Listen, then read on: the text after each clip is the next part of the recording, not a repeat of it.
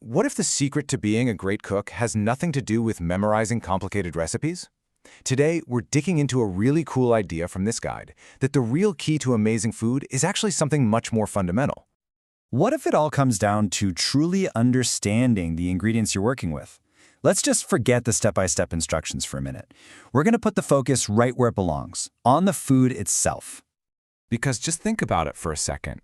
We are surrounded by this incredible, vibrant global pantry, from piles of perfectly ripe watermelons to these amazing wheels of complex artisan cheese, each one with its own story, its own character. The variety that's available to us right now has literally never been greater. To glistening fish looking like it just came out of the sea. It's an absolutely fantastic time to be a cook, but, and this is a big but, it also presents a pretty unique challenge. The sheer abundance can be, overwhelming. As the book puts it, it's like being a kid in a sweet shop. Which sounds fun, right? But it's also a little intimidating. How do you choose? How do you really know what's good? Without that core knowledge, all this choice can actually lead to confusion instead of creativity. So let's totally reframe our thinking. It's time to shift our focus away from the recipe book and onto the cutting board. It's time to let the ingredient be the star of the show. This right here is the whole philosophy, and it's so simple, it's kind of brilliant. When you start with ingredients that are the absolute best of their kind, that were produced with care and are in their prime condition, you've already won half the battle. Seriously, the cooking part becomes so much easier. Now, to make this super practical, we're going to zoom in on just one category, fish and seafood. By learning the principles of how to choose, store, prepare, and cook fish properly, you'll get a framework, a blueprint, that you can apply to literally any ingredient you bring into your kitchen. Okay, let's dive into the nitty-gritty. Picture this. You're at the fish counter. The clock is ticking, there's a line of people waiting behind you. What do? So here's the crucial question. Forget the label, forget the price for a second. How can you use your own senses to tell if a fish is truly fresh?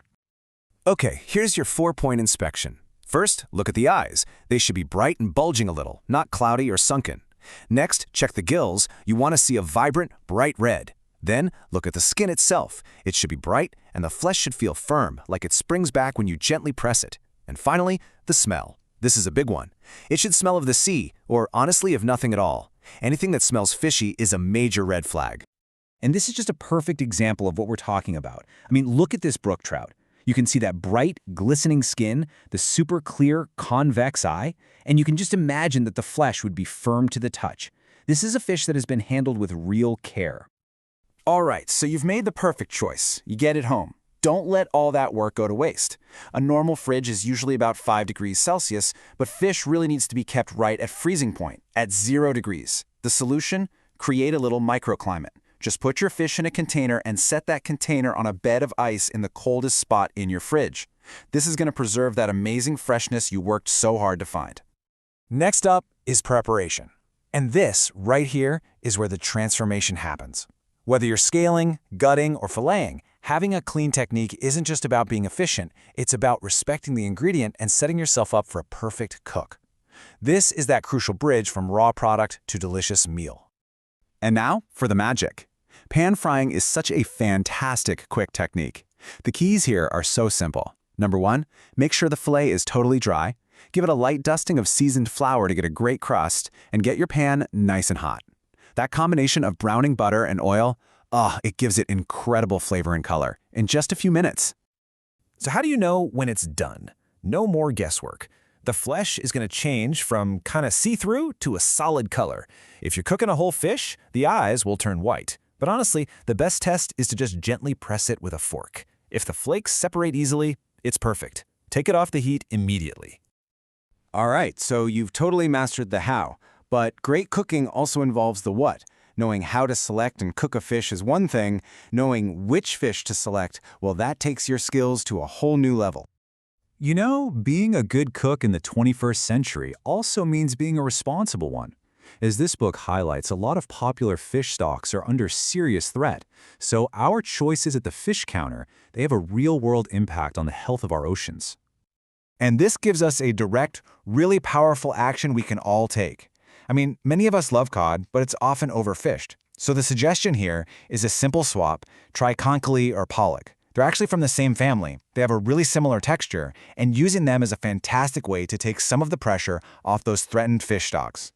So, let's bring all this together. We've basically gone from feeling maybe a little overwhelmed by choice to feeling totally empowered by knowledge. And that's the ultimate goal, isn't it? When you understand the ingredients, you move from just following recipes to truly cooking. You can walk into any market, shop with authority, and then step into your kitchen ready to cook with total confidence. So here it is, the entire framework in one loop. It always starts with the ingredient. You use your senses, you look, you touch, you smell to choose the best. You master those 4 key stages: buy, store, prepare, and cook. And then you tie it all together by making choices that are both delicious and sustainable. This entire approach, it's not just about fish, it's about everything, from an heirloom tomato to a cut of meat. You have the tools now, so the only question left is, what new ingredient will you explore first?